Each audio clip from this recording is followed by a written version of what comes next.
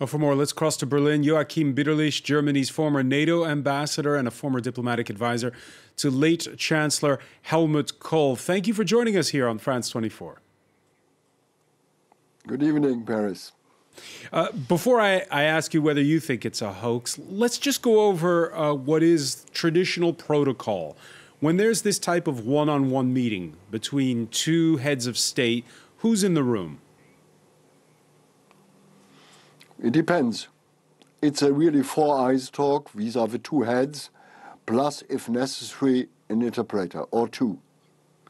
Normally, we have often gone for the formula, first of all, perhaps 15 minutes heads only, and then they were seconded by their national security advisors, at least one person, taking notes, but even possibly to interfere in the debate.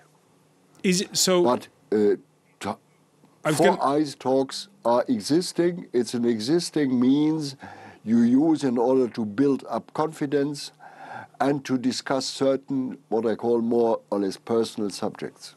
So is it a good idea for Donald Trump to sit down alone with Vladimir Putin for 2 hours, as he did last July in Helsinki?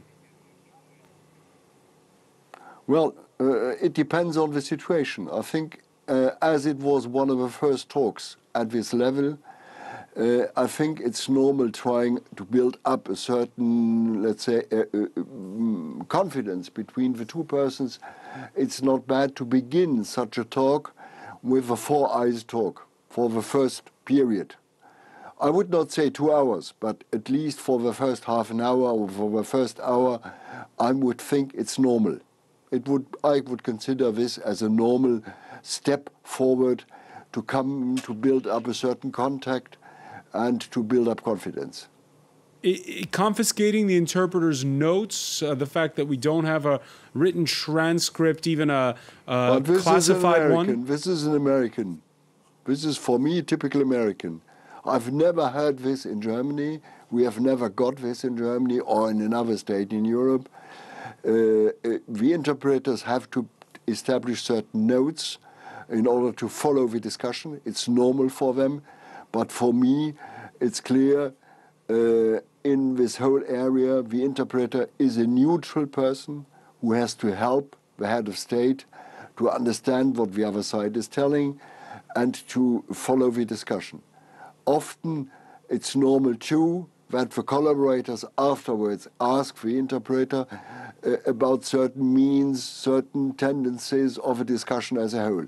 That's normal too. But I've never heard in Germany or in Europe somewhere that, let's say, justice people or FBI people or police or someone else has been asking for looking at these notes.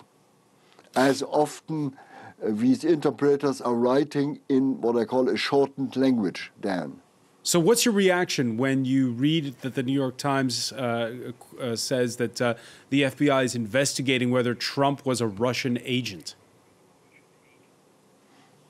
Well, I'm a bit more than astonished because it's clear Donald Trump has been trying to make deals with the Russians in his period, let's call it in his private period, in his private life, yes. It seems no doubt about it. But a Russian agent, please, I would like a bit to laugh at this. I don't take this seriously. Don't take it seriously. I can't take it.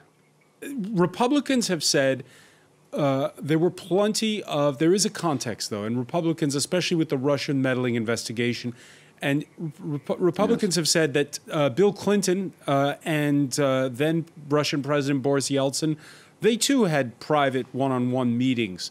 And they too had a close relationship, to which Democrats have. Chancellor Kohl too.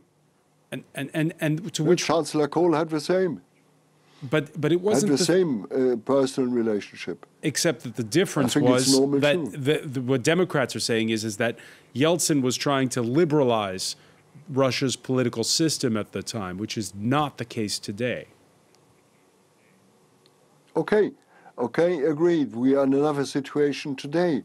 Please, Putin is meeting a Western world which is fragmented, which is not unified, and he has been pushing on open doors. perhaps partly to hide its own weaknesses, and partly in order to win back a certain, let's say, positioning, certain worldwide positioning as a world power. Overcome Russia's period of transition of the 90s in order to play against, let's say, a top-level role at the world level. Look at the Russians in the Middle East today. They are back again. Their policy is more or less defensive, not offensive in my eyes. But they are back again, and the Americans have to deal certain areas in the Middle East together with the Russians. They can't avoid them, if you want. And Putin has done all, let's say, to this comeback of Russia at the top level, at a worldwide top level. It's normal for me in my eyes. One of the remarks Donald Trump made from the White House earlier about that sit-down with Vladimir Putin, he said, quote, "It was a very, very successful meeting. We talked about Israel. We talked about the pipeline, that Germany is paying Russia a lot of money. I don't think it's appropriate," he says, "for Germany to be doing that." Yes, we know. He's more praiseworthy of Vladimir Putin in his remarks than he is of Germany as a former NATO ambassador. What is your reaction? And the American ambassador is writing harsh letters to German companies with, let's say, an indirect threat to these companies, threatening sanctions against them. Because he, Grenell, the ambassador, is judging this pipeline not in the interest of Ukraine and Eastern Europe. I don't know whether it's up to him to judge or whether it's up to Germany and his partners to judge whether this pipeline is appropriate or not. But more importantly, here you have a U.S. president, interference. A U.S. president praising Russia and blasting Germany. Your thoughts? Yes, if you want so, yes. But this is one of these contradictions in Trump's foreign policy, in Trump's international policy. It's the result of America first, if you want, versus Russia first on the other side. And therefore, we are in a more and more difficult situation. Instead of this, we should look for ways and means to normalize again the relationship towards Russia without harming anyone. But some in Germany had the impression that Trump was trying to raise American exports on LNG gas to Germany and to Europe more than anything else. It's true there is certain pressure from a Polish lobby, from some others in the US, yes, but on the other hand, and there is certain disagreement between some in Brussels and the Germans, yes, it's reality, but on the other hand, it's not up to the Americans to judge this. And I think Mrs. Merkel or any other German or European politician has made it abundantly clear to Donald Trump. Joachim Birlich, former ambassador to NATO from Germany, many thanks for speaking with us from Berlin. Always a pleasure to talk to you.